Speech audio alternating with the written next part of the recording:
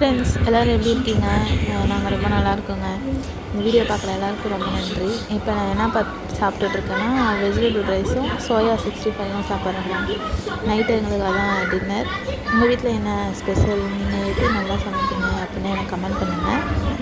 இப்போ எதனால் வெஜிடபிள் ரைஸ்னால் சந்தைக்கு போய்ட்டு வந்தேங்க. அதனால் சந்தைக்கு போய்ட்டு வந்தால் அடுத்த நாள் வெஜிடபிள் ரைஸ் தானே எல்லார் வீட்லேயும். நம்ம வீட்டிலே அதாங்க.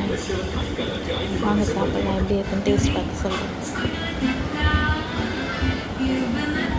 பீட்ரூட்டு பீன்ஸ்லாம் சின்ன சின்னதாக கட் பண்ணி போட்டு, அப்புறம் இந்த சோயா வந்து பிரியாணிலேயும் போட்டிருக்கேன், தனியாகவும் 65 மாதிரி பண்ணியிருக்கேன்.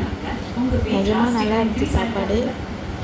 எனக்கு வந்து அவ்வளோவா சமைக்கலாம் வராது. யூடியூப் பார்த்து கொஞ்சம் கொஞ்சம் சமைப்பேன். ஒரு சில டிஷ் நல்லா சமைப்பேன். வெயிட் லாஸில் இருக்கனால தான் இவ்வளோ காய்கறி சேர்த்து சாப்பாடு சாப்பிட்றேன். ஆனால் 65 ஏன் நான் சேர்த்துக்கிட்டேன்னா ஹஸ்பண்ட் கேட்டாங்க. அதனால் அவருக்காக செஞ்சது நான் ஒரு 2 முட்டை எடுத்து வச்சுட்டேங்க. அதிகமாகலாம் ஒன்றும் சாப்பிடல, கொஞ்சமாக தான் சாப்பிட்டு அப்புறம் டேப்லெட் போடணும், அவ்வளோதாங்க. நைட்டு இப்போ ஒரு கேள்வி கேட்குறேன், அவர் என்ன சொல்கிறாரு மட்டும் கேளுங்க. இப்போ அந்த ஃபேனை ஆஃப் பண்ணுப்பா.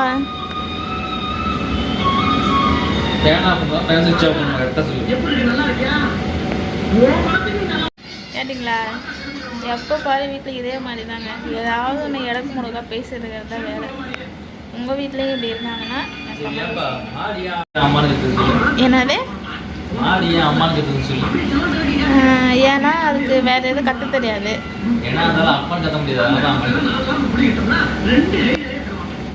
கண்டிப்பாக சொல்கிறேன், உங்கள் வீட்டில் இந்த மாதிரி ஆள் இருப்பாங்க. கமெண்ட் பண்ணுங்க.